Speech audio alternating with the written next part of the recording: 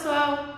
Nesse vídeo de hoje eu quero falar um pouquinho sobre o impacto do uso das medidas emergenciais de suspensão e de redução de jornada e salário previstas lá na Lei 14.020 no pagamento do 13º salário que está se aproximando. Eu tenho falado muito nos meus cursos de fiscalização administrativa de contratos que os fiscais administrativos precisam seguir acompanhando os direitos trabalhistas dos empregados terceirizados que foram encaminhados para o benefício do auxílio emergencial, principalmente se esses empregados terceirizados foram afastados dos contratos por orientação da própria instituição contratante destes serviços terceirizados, em razão de fazerem parte do famoso grupo de risco. Pois bem, como há uma necessidade de verificação do cumprimento do pagamento do 13º salário de todos os empregados alocados aos contratos terceirizados, por orientação expressa prevista lá no rol de procedimentos da Instrução Normativa número 5 do Ministério do Planejamento, e se também entendemos que há uma necessidade de acompanhamento dos empregados que estão fazendo uso dessas medidas emergenciais do governo ou que fizeram uso em algum dos meses do ano de 2020, então nós precisamos saber como proceder diante desta situação agora em relação ao 13º salário. Há uma grande discussão jurídica em torno da incidência ou não do 13º salário no período de suspensão do contrato de trabalho, assim como também há uma discussão forte em torno do valor a ser pago quando os empregados estão com os contratos reduzidos.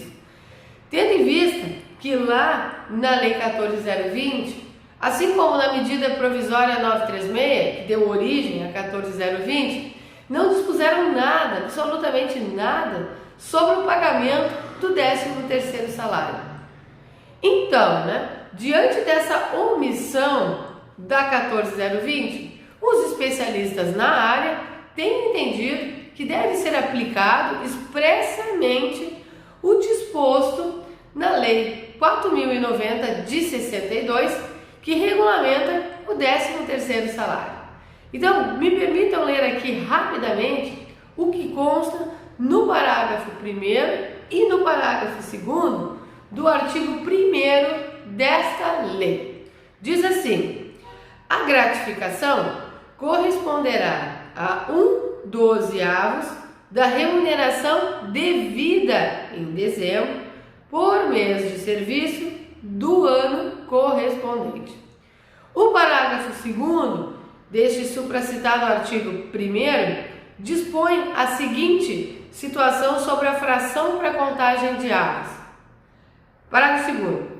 A fração igual ou superior a 15 dias de trabalho será havida como mês integral para os efeitos do parágrafo anterior. Assim, interpretando o que essa norma determina, é importante notar que ela se refere a 15 dias de trabalho, lá no parágrafo 2º, e não a dias úteis, mas sim então dias trabalhados, incluindo aí os dias de descanso.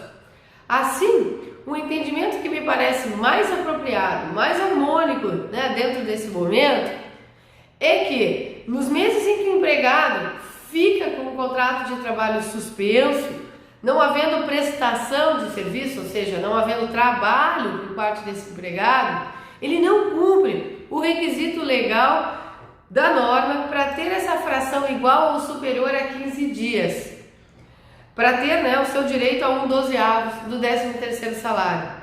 Logo, se o empregado teve, por exemplo, um mês integral de suspensão, ele não terá direito a este mês. Ele terá direito a 11/12 do 13º salário. Caso tenha havido uma suspensão pelo período de 2 meses, ou seja, 60 dias, o empregado terá direito a 10/12 de 13º salário e assim sucessivamente, conforme forem os meses que ele utilizar. Agora, já quando houve a utilização da medida para redução de jornada e salário, aí é diferente, porque houve uma prestação de serviços.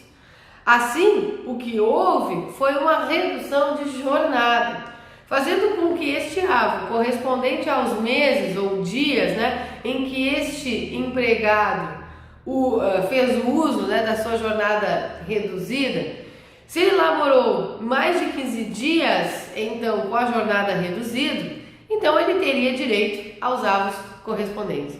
Agora, o grande problema é quando o empregado está utilizando o benefício emergencial da redução ou da suspensão do contrato de trabalho no próprio mês, agora que vai vir de dezembro.